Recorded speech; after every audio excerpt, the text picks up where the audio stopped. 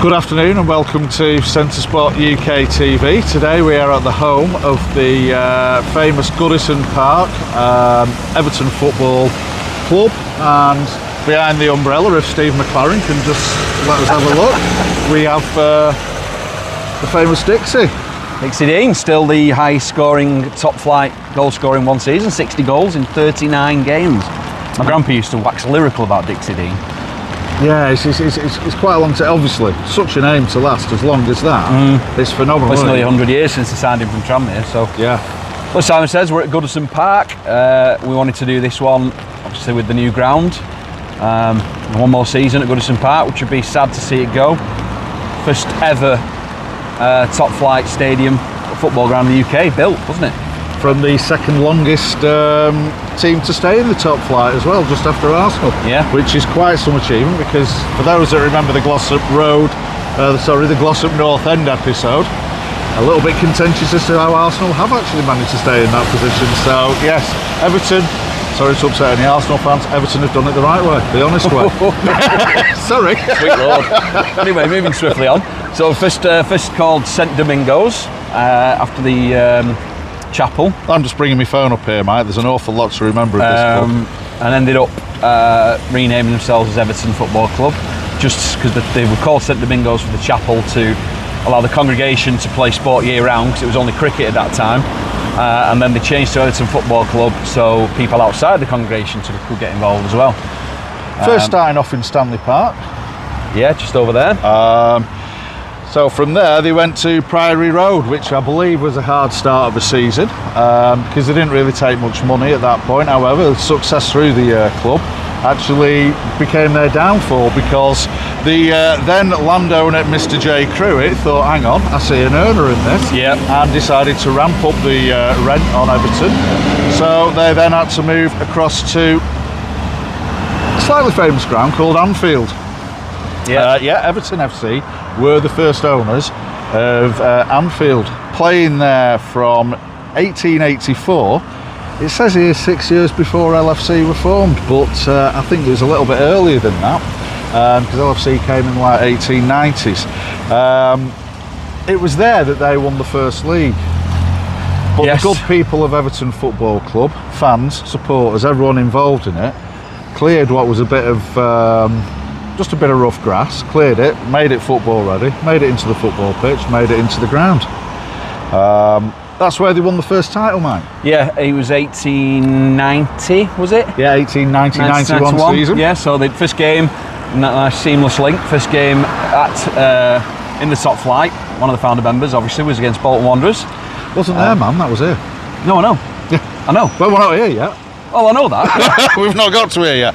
Because the most important thing about Anfield, mate, 1892, the then owner of Anfield Ground and chairman of Everton decided to put a higher rent increase on Everton Football Club.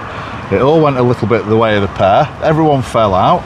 He stayed down at Anfield and created a club called Liverpool FC, whilst Everton came up here to Goodison. Yep.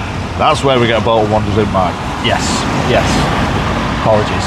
So, great history in the club.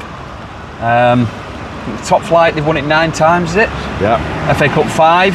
I know there's the famous chant over the road of they've not won a trophy since 1995, but they've had a very tough 20-30 years where they've staving off relegation. Miracle great escapes a couple of times in the past few years. Had a good season this year, even with a 8-point deduction in the end. Did they go to 6? Went to 6 and then they got a further 2, didn't they? Yeah, we'll come on to that, because I'm a little ridiculous, bit a little bit unsure on that. But I've got here from when it was a little quote. I think I may have got it off the Everton website, which was very useful.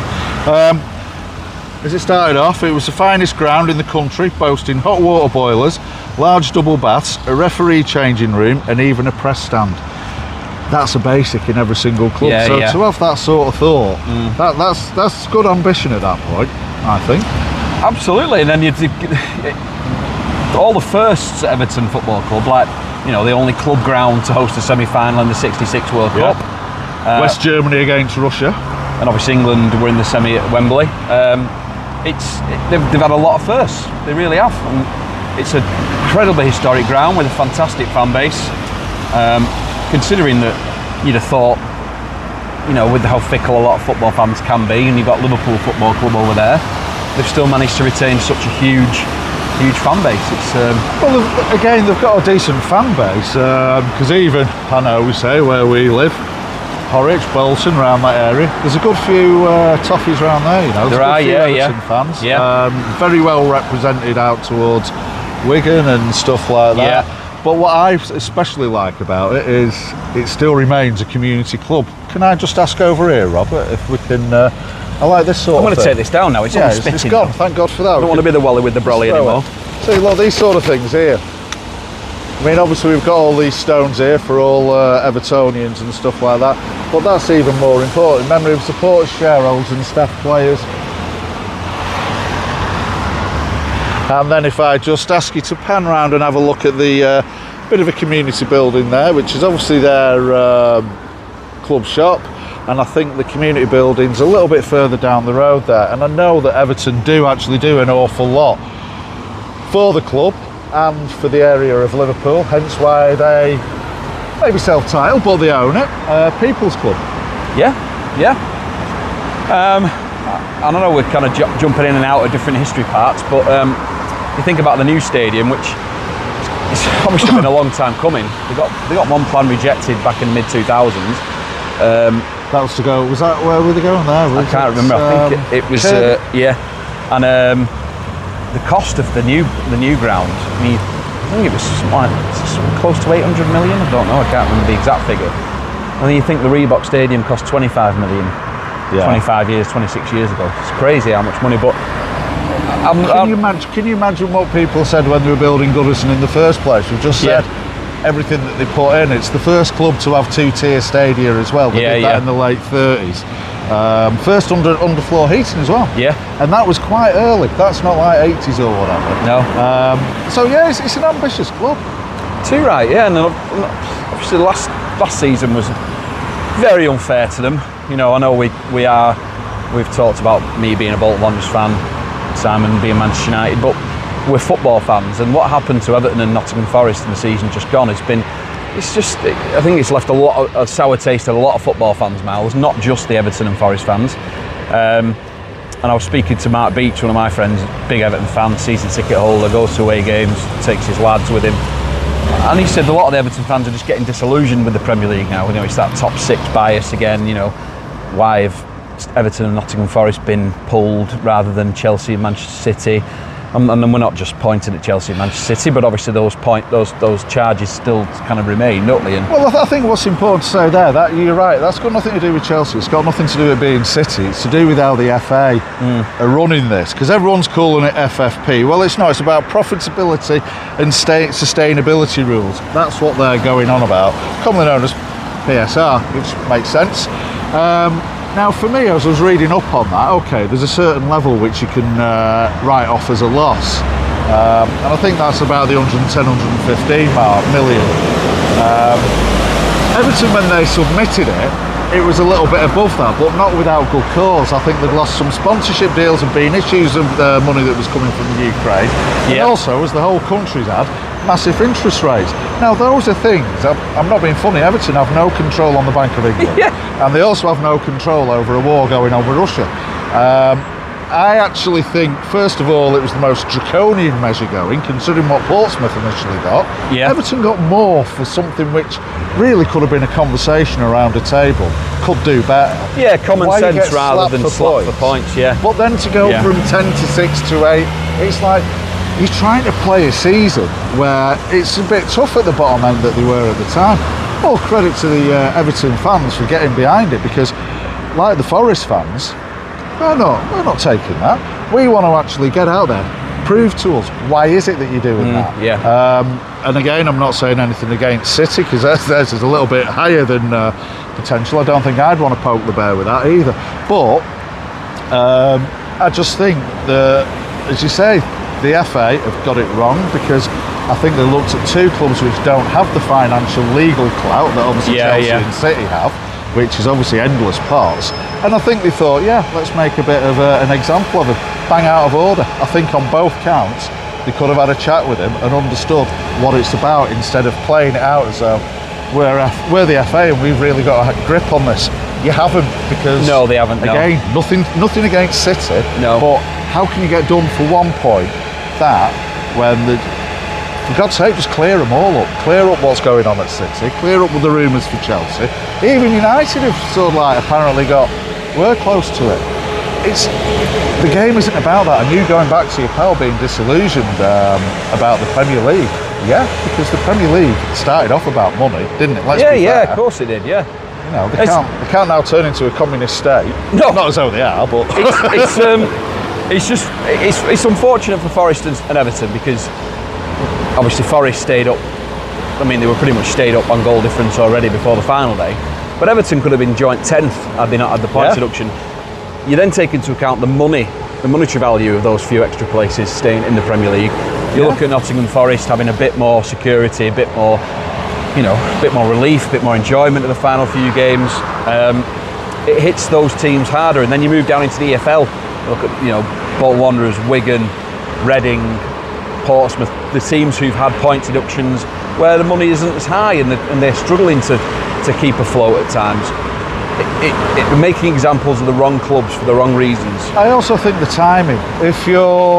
The season is about the sport, is about the game, what the team's capable of, not what the owners have done. Because ultimately, you slap the owners, you're slapping the people who are coming to watch this. If there is going to be something to be done, why do it in the middle of the season?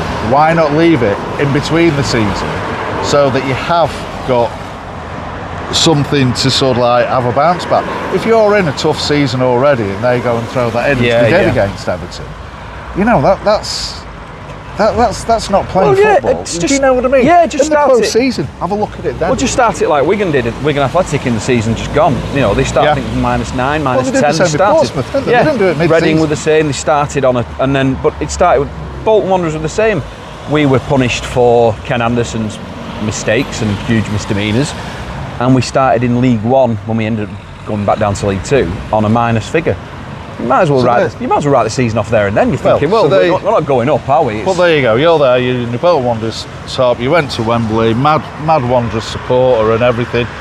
Ken, where is he now? Exactly. But you're the one picking up the tab for it. Yeah. Yeah. If they're truly football, if they want to play at being, I don't know, a financial conduct authority. Yeah. They really need to set that stall out. You can't.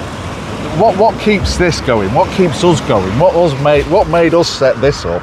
And all these people on the wall here is our love for football. Yeah. Yeah. It's in somebody else's hands what's happening financially. You don't have a say. No. Harlan was actually saying it, wasn't he? It's like the last people to now have a say or involvement in a football club is those that buy the season tickets and come and turn up. It's the lowest point of a football club's profit. Yeah. So why slap the people that are keeping the game alive? That's a very good That's point. my soapbox. I know there's loads of club rivalries. The good number of Bolton Wanderers fans still harp on about the 1998 season, blah blah. But I was delighted to see him get so high, Everton. Under Sean Dyche, obviously they've had a few managers over the last 6-7 seasons. Even Carlo Ancelotti, which still baffles me. Still absolutely look at him in an Everton bench coat and you think, that's one of the best managers of all time. Nothing against Everton, but it was a crazy time. That wasn't the weirdest managerial. It was Gerrard coming here that blew my mind. Did he? Yeah. I don't think he did. Gerard Houllier. Oh, Gerard Houllier. I thought you meant Stephen Gerrard then. I was like, yes, Gerard Houllier. I believe Stephen Gerrard was originally an Evertonian, but obviously Big Sam, Roberto Martinez. Yes. Yeah, they've had quite a lot of managers.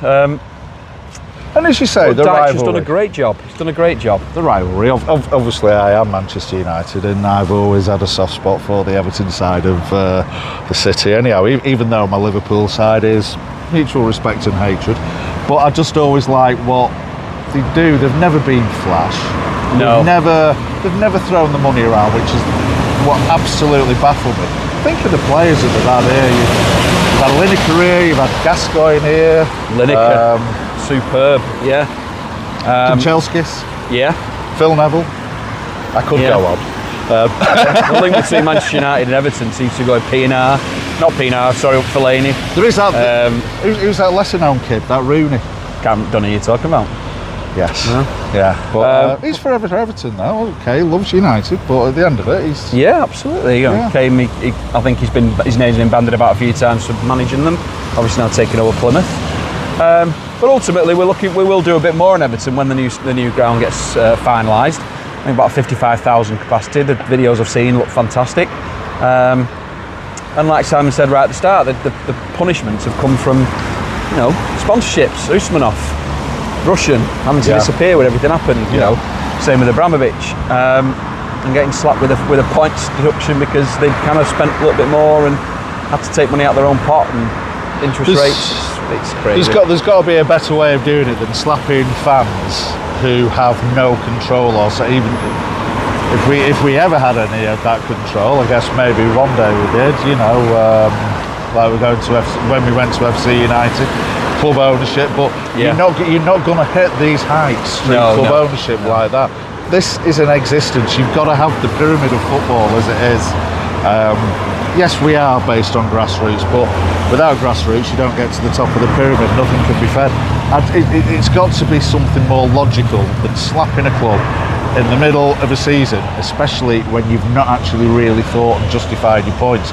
To go, 10 down to 6 to 8. Well, you are playing genuinely, very genuinely, with people's emotions. Of course you are. Yeah.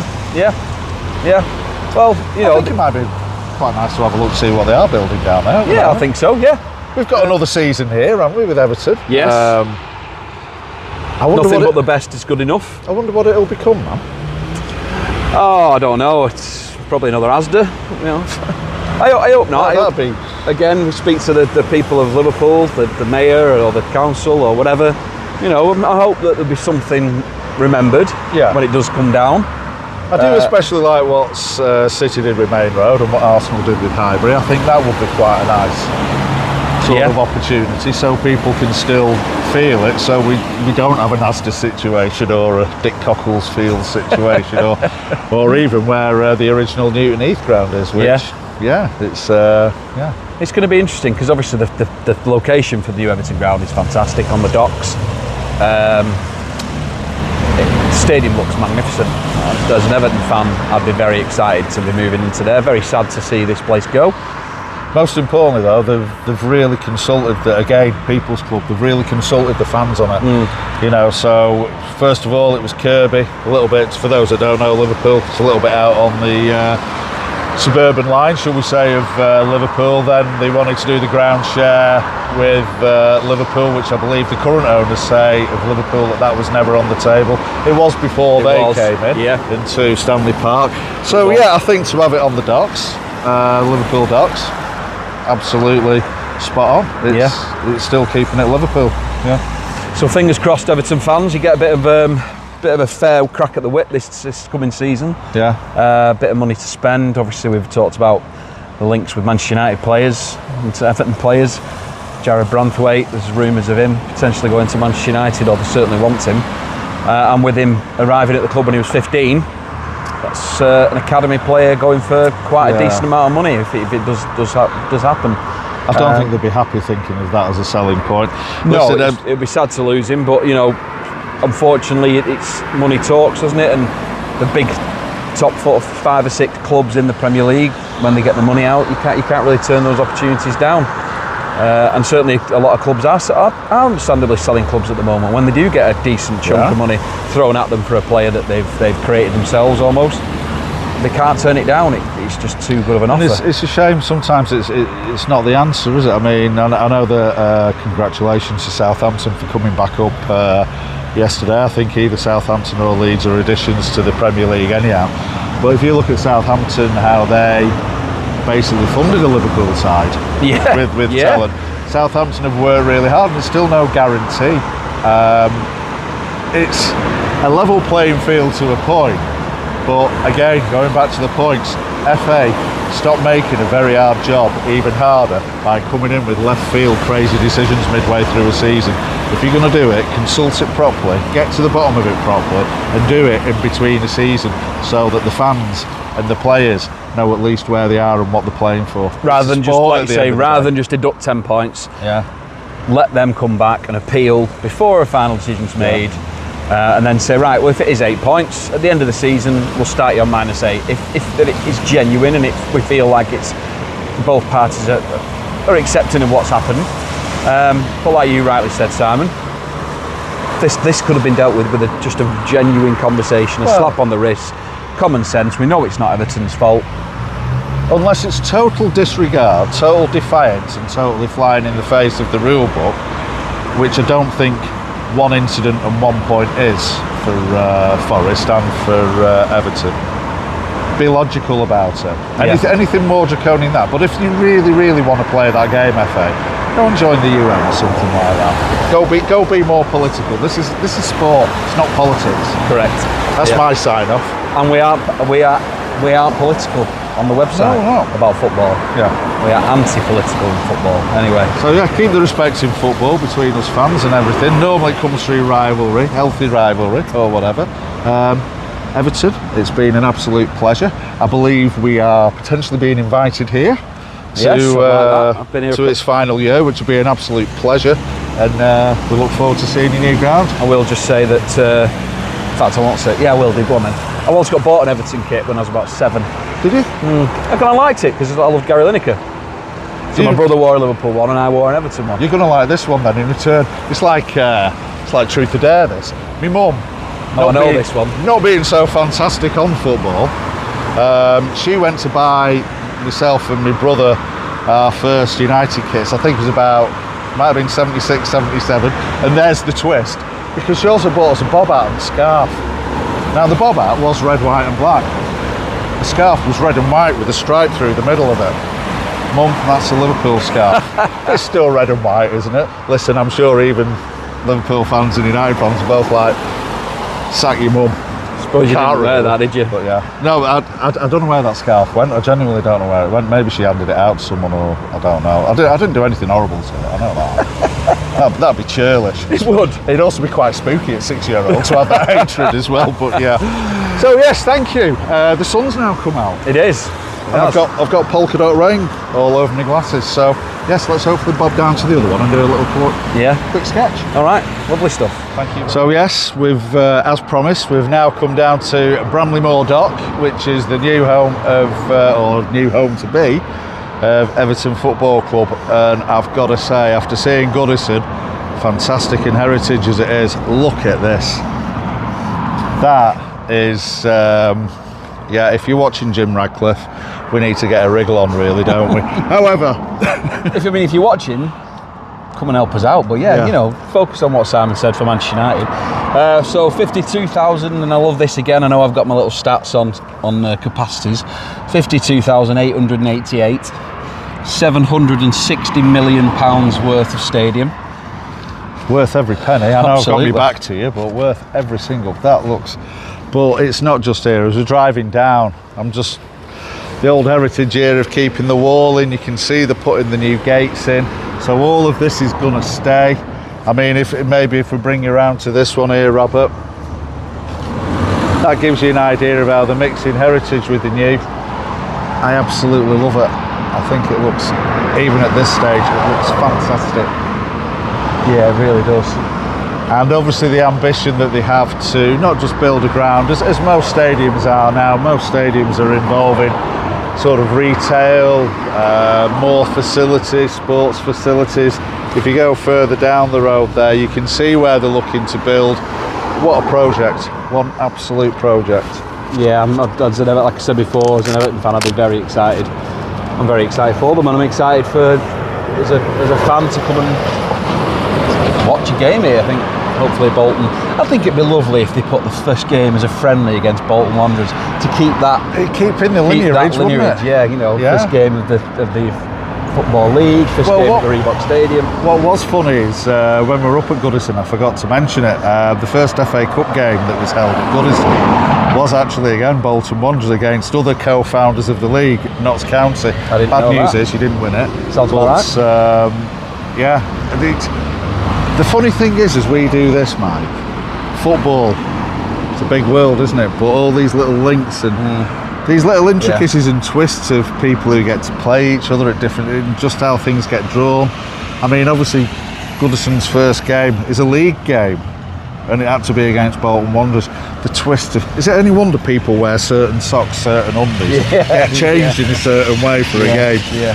There is just, but however, I'm digressing there. This is Everton. This is absolutely looking fantastic. You future-proof Goodison. Looks like you're future-proofing here as well. All credit to you. Yeah. Congratulations. Next summer's going to be a very exciting one for the Toffees, for sure.